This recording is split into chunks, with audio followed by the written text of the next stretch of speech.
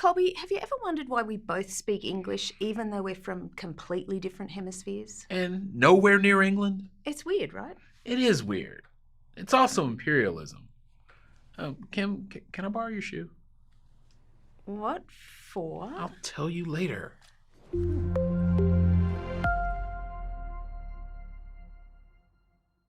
Hi, I'm Kim Lochner, and along with Colby Burnett, we're introducing Era-6, the long 19th century. In our story, or stories, of human history so far, the world of 1750 CE seems a long way from the first eras that came before. But life for people in 1750 wasn't really all that different from the lives of their great-grandparents or great-great-grandparents, or even more distant ancestors. Most of the things that we think of as modern didn't yet exist. Most people were still farmers, fishers, or herders. Few had paying jobs as we would think of them today. People interacted with only members of their own town or village or some neighbouring communities for almost their entire lives. Those who wanted to travel had to embark on camels or horses or sailing ships. More often, they travelled by foot. The telegraph hadn't been invented yet. Mail service was limited to a privileged few. The idea of a democratic government, or even of a nation of citizens, did not yet exist. By 1914, however, many features of the modern connected world had come to exist. The telephone and telegraph had been invented. People could communicate rapidly across vast distances for the first time. There were early types of airplanes and plenty of trains, and even in some places, cars, to move people and goods. Many people were still farmers, but others worked in factories or in business offices like they do today. They earned a wage for their work, and they used that money to buy their food from grocery stores and market sellers. And while there were many kings and shahs and emperors, people increasingly believed themselves to be citizens of a nation, and that nation should have a state, and that state should be independent and ruled at least somewhat democratically. For these reasons, many historians view the long 19th century, a period from about 1750 to 1914, as a time of revolutionary change. But what really changed between 1750 and 1914? How did the world we live in come into being? What engines of change created our modern world? To answer these questions, we must look at long 19th century revolutionary change from the very perspectives of people who lived in big cities, small towns, and farms around the world. Let's start with the French colony of Senegal in West Africa. Often ignored by world histories, this African colony participated in and was affected by some of the momentous events and trends of the day. It was a colony that formed around one major trade, in enslaved people. After abolition, the main trade was gum arabic, used in the industrial cloth industry. As the locals involved in this trade scrambled for profit, they participated in revolutions in France. They found opportunity in the 1789 and 1848 uprisings against French aristocrats as an opportunity to take on French companies that dominated the gum trade. They also fought for political representation, eventually winning the right to elect one member of the French Parliament. But they also increasingly came under the authoritarian rule of French imperialism. So while the Senegalese are not found in the stories of revolutionary change, they were in fact participating in the making of the modern world. The origins of modernity, or the coming of the modern world, was a series of revolutions that occurred between 1750 and 1914. These transformations arguably began with the shifting sense of what a community is, who is a member, and how it should be run. Communities in this era were changing in two contradictory ways. The first was the rise of vast empires made up of lots of smaller states. The inhabitants of one state became a ruling class, and all the others became subjects of the empire. Subjects had fewer rights and less voice in how they were governed. These empires promoted inequalities that still exist today. They led to modern categories like race and ethnicity.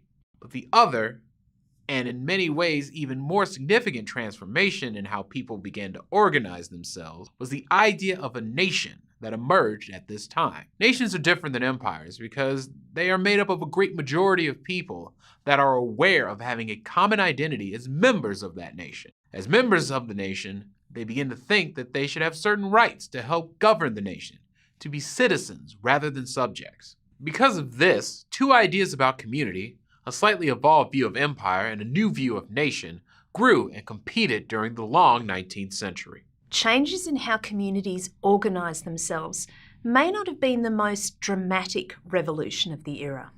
Changes in technology also began to transform how people lived in most places around the world. The Industrial Revolution may have been the single most dramatic transformation in production and distribution in the history of the world, certainly since humans learned how to farm. Using fossil fuels as energy, people put machines to work in factories and on farms, producing vast amounts of food and finished products. Many people, displaced by machines, moved from farms to cities to work in new factories, making goods to sell to others. With new industrial machines and the use of fossil fuels, farms and factories could produce far more goods and products. More and more adults, and sometimes children, went to work for businesses that paid them wages they could use to buy and then consume the goods and products from factories and industrial farms. Workers and business owners alike became participants in the capitalist economic system that dominates the world today. Industrial technology also allowed people and things to move around more rapidly. New inventions, such as the train and the steamship, and later the car and the aeroplane, let people travel as tourists, ship goods long distances, and even migrate to new nation states. Other technologies allowed them to communicate rapidly as well, via phone and telegraph. These technologies, together in this era, helped to create the modern global network that characterises our era. The developments of the long 19th century also encouraged communities across the world to adopt some common practices or ways of doing things. We call bringing a common and established size, weight, quality, or criteria to something standardization. Standardization increased as both industrialization and empires expanded. Consider the example of shoe size. Once upon a time, a cobbler would measure your foot to make a shoe that fit that foot. With industrialization, shoe sizes became standard. The foot now had to fit a common shoe size. The demand to create common standards put pressure on people's common or local ways of doing things. We continue to see standardization today. In fact, I'll bet you took a standardized test this year. We find evidence for the transformations of the long 19th century in the documentary history of the age, in constitutions and declarations, in patent letters for new inventions, and in advertisements for an increasing range of consumer goods, and in the standardization of things that impact daily life. We also find evidence in quantitative data. Industrialization and standardization, for example, is extremely measurable. For instance, if we look at the CO2 emissions from 1750 to today, we can see that they have gone from 280 to over 400 parts per million. That's the highest level in the last 2 million years. While CO2 can actually be cycled out of the atmosphere relatively quickly, as it absorbs into vegetation and the soil, the impact of human activities can last for hundreds of years. This chart gives us one picture of how the Industrial Revolution changed the environment in which we live, as viewed through the amount of CO2 in our atmosphere. Your daily life is affected by many of these changes. Your cell phone, the lights in your house, and pretty much everything you own were only made possible by the Industrial Revolution. Most of them, along with your daily food, were probably bought with wages earned in a capitalist economic system. You are probably a citizen of a nation-state with a government that both guarantees and limits your personal rights and freedoms. These are all products of the long 19th century, an era of great change, an era in which the modern world was forged. Thinking about all the changes that occurred during this time period, ask yourself, were these changes shared equally across the world? Who did these changes happen to, and when? How were they experienced differently by different people? Did everyone benefit from these equally? Did some bear the burden of change more than others? Historians use evidence to answer these questions. Their answers are not all the same.